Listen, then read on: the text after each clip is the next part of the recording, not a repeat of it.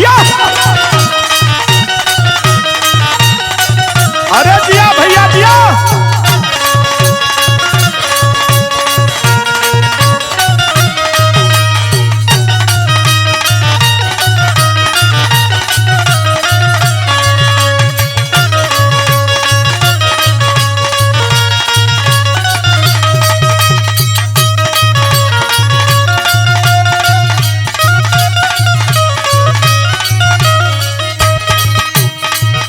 अच्छा साथियों, हम बिरहा गायक हरिकेश यादव समाजवादी लहर चैनल में ये समाजवादी पार्टी की गीत प्रस्तुत कर रहा हूं और आपसे आशा और विश्वास करता हूं कि हमारी गीत को आप पसंद करेंगे।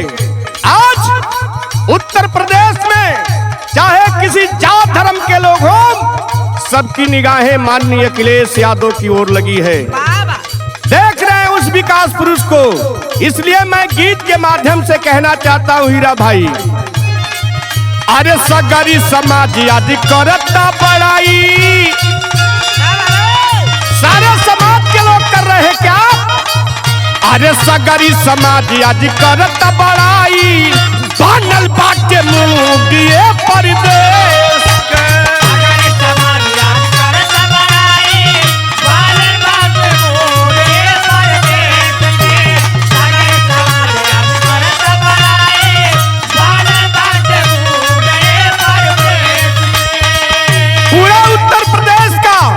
इस बार मूड बन चुका है समाजवादी पार्टी साइकिल की ओर। तब अरे रोजी रोजगार अधिकार खातिर पगड़ी बधाई है अखिलेश।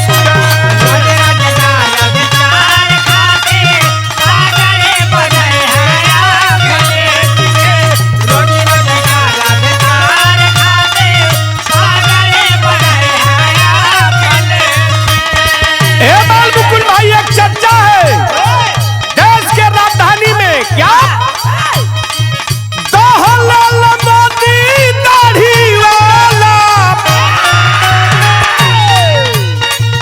दहल मोदी दाढ़ी वाला चर्चा उठत बा दिलिया में। दहल मोदी दाढ़ी वाला चर्चा उठत बा दिलिया में। बाबा को विदाई बाटे, बाबा को विदाई बाटे, अब की साइकिलिया से।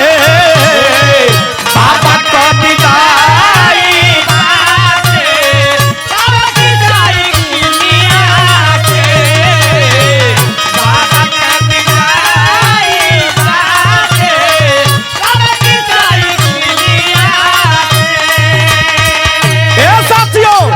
उत्तर प्रदेश में चाहे हिंदू हो चाहे मुसलमान हो, किसी जात धर्म में पैदा हो, हमारे नेता माननीय अखिलेश यादव की तरफ निगाहें लगा कर बैठा हुआ है। इसलिए मैं कह रहा हूं, नौकरी में खेल ड्रामा चलत बाटे नीक हो।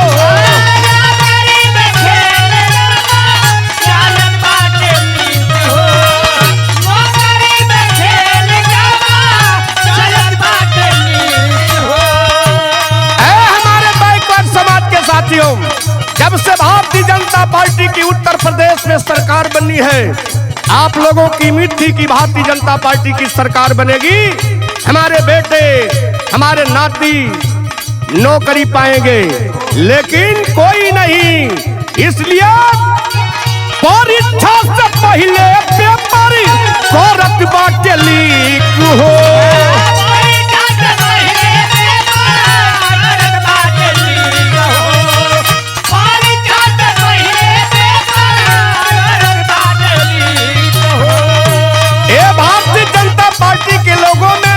कितना बेईमानी भरी है साथियों। हमारे और आपके घर के लड़के परीक्षा देने जा रहे हैं, आज जब सेंटर पर जा रहे हैं तो पता चला है कि पर्चा लीक हो गया। ये कौन लोग हैं? एक बार नजर उठा करके देखिए, इसमें भारतीय जनता पार्टी के लोग सम्मिलित हैं। तो नौकरी में खेल ड्रामा चलत बाटे नीक हो, परीक्षा से पहले पेपर करत बाटे लीक हो, शर्म से तू डूबी जाए जोगी, शर्म से तू डूबी जाए जोगी, बेईमानी भरल किलिया में, बाबा के विदाई बाटे,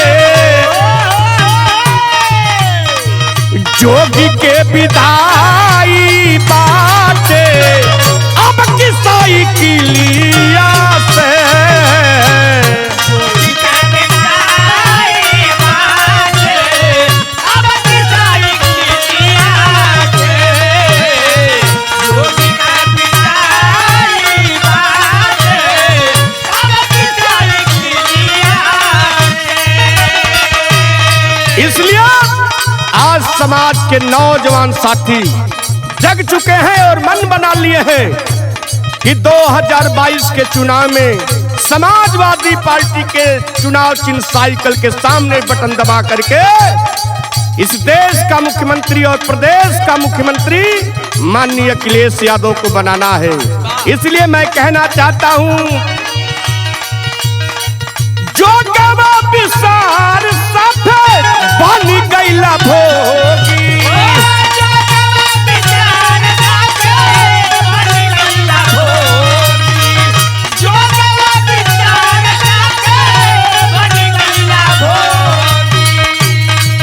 कुर्सी से चिपके वाला निर्लज्ज योगी,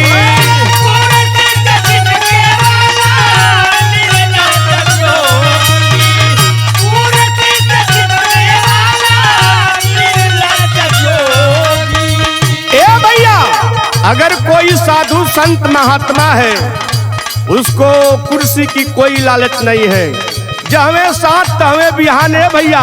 लेकिन ये हमारे बाबा गोरखपुर से चले गए कहाँ? उत्तर प्रदेश के कुर्सी, जहाँ हजारों लोग को रोज नौकरी दी जाती है, लेकिन एक ही है क्या? जो गवा विसार साथे बनी गईला जोगी, कुर्सी से चिपके वाला निर्लज्ज योगी, जनता हराई चरोरी, जनता हराई चरोरी, झटपा जाके तू चूल्हिया से, बाबा को विदाई बाटे, योगी का विदाई बाटे, अब किसाई किलिया से, योगी का विदाई बाटे, अब किसाई किलिया से, योगी का विदाई बाटे, अब किसाई किलिया से। और एक काम है भारतीय जनता पार्टी के लोग और करते हैं, बाल मुकुंद भाई, झूठ बोलने में लोग माहिर हैं। इसलिए मैं कहना चाहता हूं, बतिया विकास के तू कब नहीं करेला, बतिया विकास के तू कब नहीं करेला, बतिया विकास के तू कब नहीं करेला। साथियों, हमारे मीडिया के साथी जाकर के मुख्यमंत्री माननीय आदित्यनाथ योगी जी से अगर विकास के बारे में बात करते हैं तो ये हिंदू और पाकिस्तान की बात करते हैं, भाई से भाई को लड़ाना चाहते हैं, ऊंच और नीच की खाई को बढ़ाना चाहते हैं। इसलिए आप लोगों से मैं कहना चाहता हूं, बतिया विकास के तू कब नहीं करेला, काम अखिलेश के नाम अपन धरेला, काम अखिलेश के नाम अपन धरेला,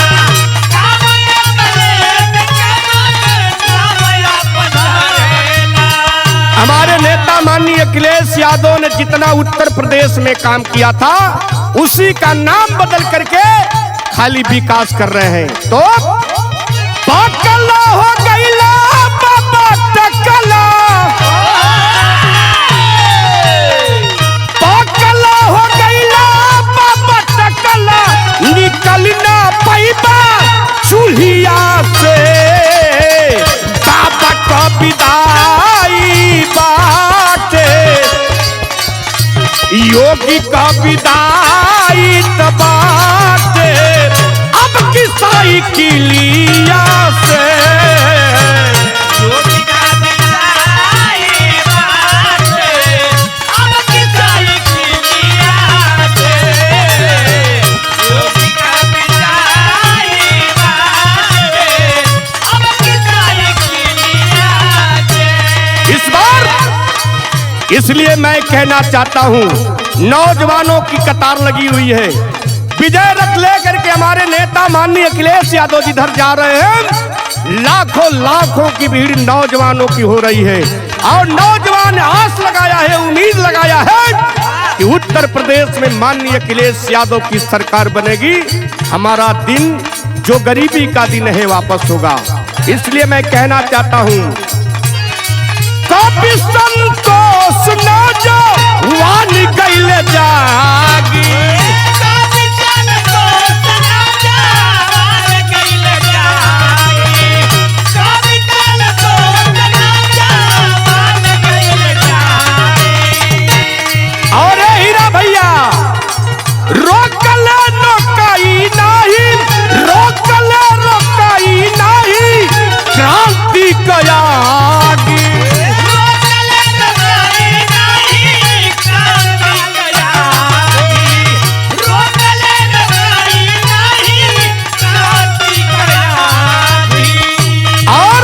राजेश भाई जब जब नौजवान अंगड़ाई लिया इस देश में तब परिवर्तन हुआ है।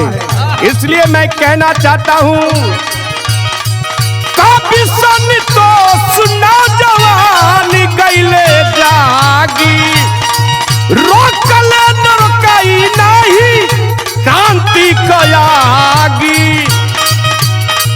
हर किस्मत रहा मठ में।